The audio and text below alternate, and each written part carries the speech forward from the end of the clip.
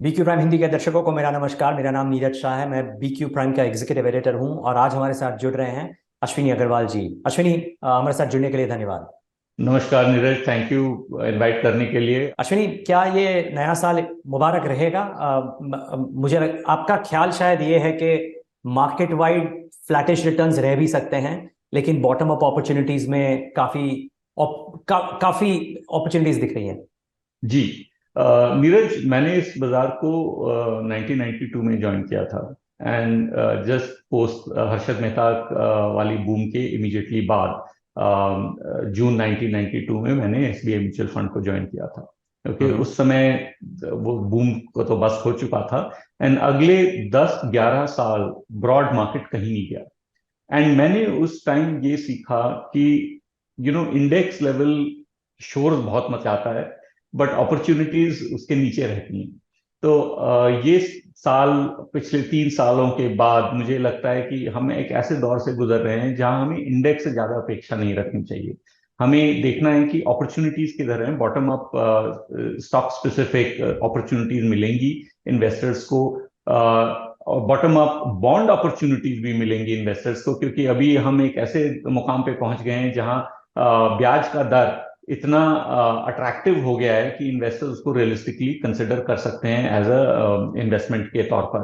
तो मुझे लगता है कि हमें अब सूझबूझ से काम लेना चाहिए, और जहां स्टॉक्स पिटे हुए हैं और जहां मार्जिन्स पिटे हुए हैं वहां स्टॉक अपॉर्चुनिटीज हमें मिलेंगी, और जहां हमें फिक्स इनकम में अपॉर्चुनिटी दिखे, जहां 10-11% कमाने का स्कोप दिखे, हमें वहां भी देखना चाहिए। सो ये एक ऐसा बाजार रहेगा जो सिर्फ स्टॉक्स के बारे में नहीं, बट किसी भी इन्वेस्टमेंट अपॉर्चुनिटी को हमें एकदम ओपन माइंड से एग्जामिन करके उसको उसका फायदा उठाना चाहिए। ये एक ऐसा साल रहेगा मेरे वाह। मेरे जहन में।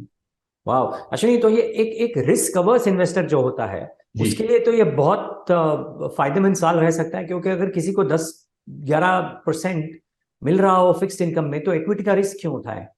बिल्कुल आप एकदम सही कह रहे हैं कि पिछले 3 साल से 4 साल से एक ऐसा माहौल बना हुआ था कि इक्विटी को छोड़ के इन्वेस्ट करने की कोई जगह ही नहीं थी। हाँ। मेरे बुजुर्ग रिश्तेदार कंप्लेन करते थे कि हमें बैंक डिपॉजिट से कुछ नहीं मिल रहा, हम अपने घर का खर्चा कैसे चलाएं। एंड ये एक वाजिब सिचुएशन, प्रॉब्लम थी। So I think for a lot of people जो फिक्स इनकम में इन्वेस्ट करना चाहते हैं, जिनको वॉलेटिलिटी स्टॉक मार्केट की बर्दाश्त नहीं है, उनके लिए ये साल बहुत अच्छा रहेगा, क्योंकि अभी इंटरेस्ट रेट्स एक ऐसे मोड़ पे आ गए हैं जहां एटलीस्ट डेट रिटर्न्स जीरो नहीं है या हाँ जी। इन्फ्लेशन से कम नहीं है, आपको रियल पॉजिटिव रिटर्न मिल रहा है।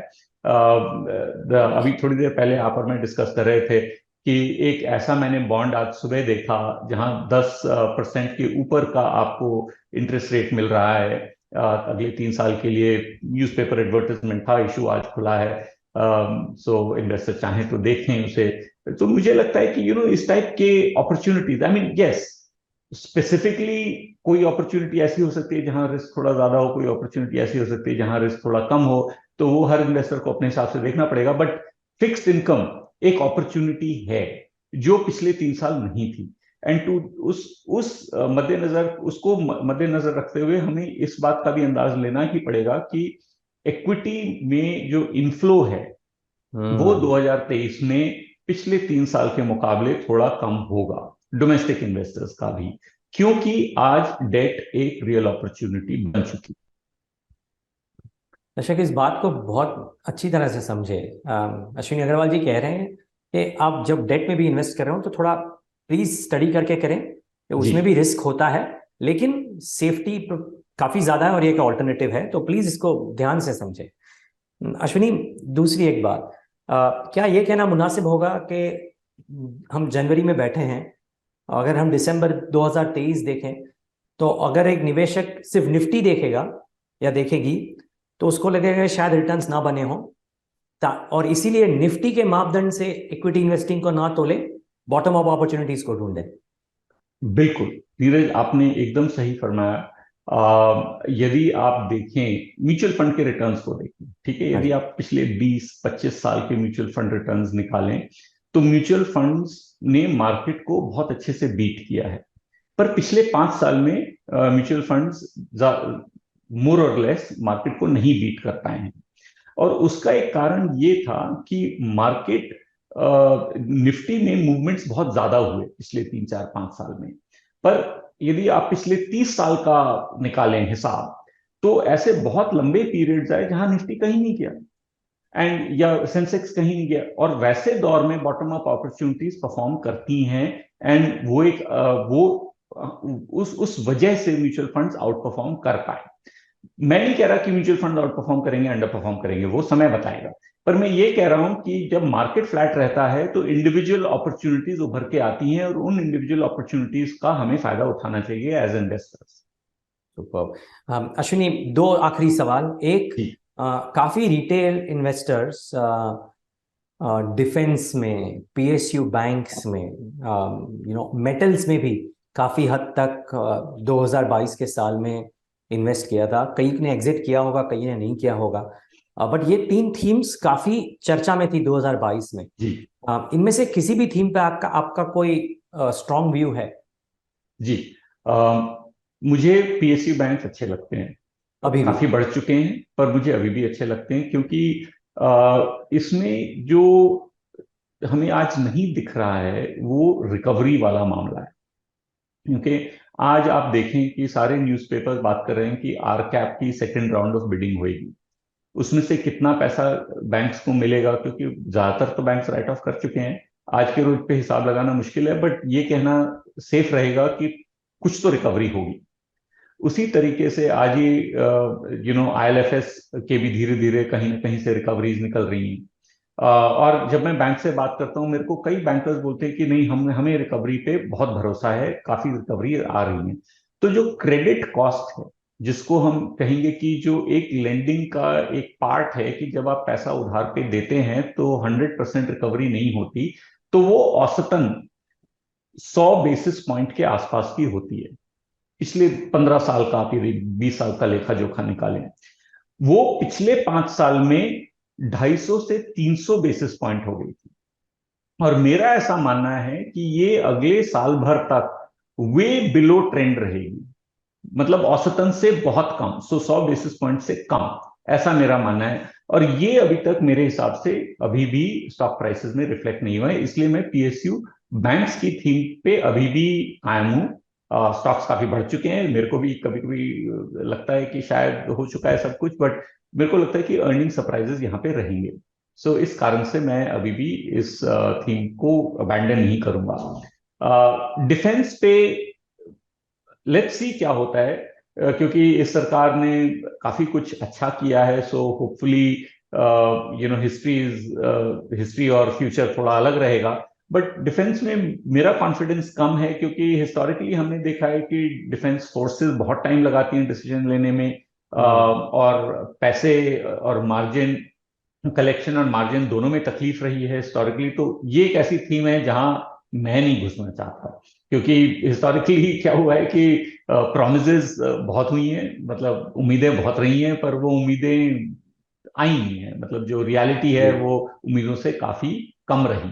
तो डिफेंस में मैं इस वक्त पॉजिटिव नहीं हूं। हालांकि मैं मानता हूं कि इस सरकार ने काफी कुछ काम ऐसा किया है जो हिस्टोरिकली नहीं देखा गया है, तो बट डिफेंस में मैं नहीं हूं। मेटल्स में एक इंटरेस्टिंग अपॉर्चुनिटी उभर सकती है, क्योंकि जैसे चाइना खुलता है और डिमांड इंप्रूव होती है, और वीकर रूपी की वजह से भी डोमेस्टिक प्राइसेस स्टील के हैं या एल्यूमिनियम के हैं वो थोड़े ऊंचे रह सकते हैं, तो वहां एक अपॉर्चुनिटी उभर सकती है। और वहां कंपनीज भी अच्छा कर रही हैं, और अर्निंग्स भी शायद इस साल अच्छा करेंगी, तो ऐसा हो सकता है। दो हिस्टोरिकली मैंने कभी मेटल्स में इन्वेस्ट नहीं किया, क्योंकि इतना वॉलेटाइल सेक्टर है और इतने सारे ग्लोबल फैक्टर्स हैं कि उसका अनुमान लगाना कि क्या होगा बहुत मुश्किल होता है। तो पर्सनली मुझे काफी रिस्की लगता है, मैं उसमें इन्वेस्ट नहीं करता। पर पॉजिटिव टेलविंड्स दिखाई दे रही है, मैं इतना ही कहना चाहूंगा। बट संभल के करें दर्शक, अगर अश्विनी अग्रवाल जी, जिनके पास 30 साल का एक्सपीरियंस है, अगर वो बाहर रहते हैं तो आप जरा सोच समझ के इसमें घुसे, अगर घुस रहे हैं तो। आखिरी क्वेश्चन अश्विनी, बजट को लेके आपकी कोई एक्सपेक्टेशंस, कोई सेक्टर वाइज कुछ कुछ जिसके वजह से इन्वेस्टमेंट या ट्रेडिंग अपॉर्चुनिटी हो सकती है? हमने देखा है कि हर हर साल ये बजट के पहले फर्टिलाइजर, रेलवे वगैरह सब भागना चालू हो जाते हैं। कोई कोई राय इस पे? नहीं जी, सेक्टर वाइज तो मुझे कुछ नहीं लगता कि ऐसा कुछ होगा। एंड पिछले यदि आप 2-3 बजट निकाल के देखें तो sector wise I think budget से कुछ निकला नहीं है, और कायदे से होना भी नहीं चाहिए, क्योंकि ये एक तरीके से सरकार के फाइनेंसेस का लेखा जोखा है। तो उसमें किसी स्पेसिफिक सेक्टर के लिए रिलीफ या किसी स्पेसिफिक सेक्टर के लिए बेनिफिट एक्सपेक्ट करना भी गलत है। एंड सरकार भी खुलेआम कह चुकी है कि भाई खाली बजट क्यों, हम तो कभी भी कर सकते हैं। सो सेक्टर वाइज तो मेरा कोई ऐसा एक्सपेक्टेशन बजट से है नहीं। बट हाँ, आई मीन काफी एक चर्चा रही है कि कैपिटल गेन्स टैक्स को रैशनलाइज करना है, क्योंकि अलग अलग एसेट क्लासेस में अलग अलग दर हैं और अलग अलग टेन्योर है, लॉन्ग टर्म शॉर्ट टर्म का। एंड मतलब फाइनेंस मिनिस्टर ने भी कहा है एक दो फोरम्स में, इनकम टैक्स ऑफिशियल्स ने भी कहा है कि वो थोड़ा एक रैशनलाइजेशन की जरूरत है, सिंप्लीफिकेशन की जरूरत है। सो देखते हैं वहां कुछ होता है या नहीं होता, बिकॉज इलेक्शन ईयर भी है और अगले साल इस साल 5 बड़े स्टेट इलेक्शन हैं, अगले साल जनरल इलेक्शन है। तो सरकार अभी करेगी या इलेक्शंस के बाद इस मुद्दे को एड्रेस करना चाहेगी, ये देखने वाली बात है। अश्विनी, हमारे साथ आज जुड़ने के लिए बहुत धन्यवाद। एंड आपका 2023 का साल बहुत अच्छा रहे, यही शुभकामनाएं। आपके दर्शकों को और आपको भी नया साल बहुत बहुत अच्छा रहे, ये मेरी कामना है। Thank you.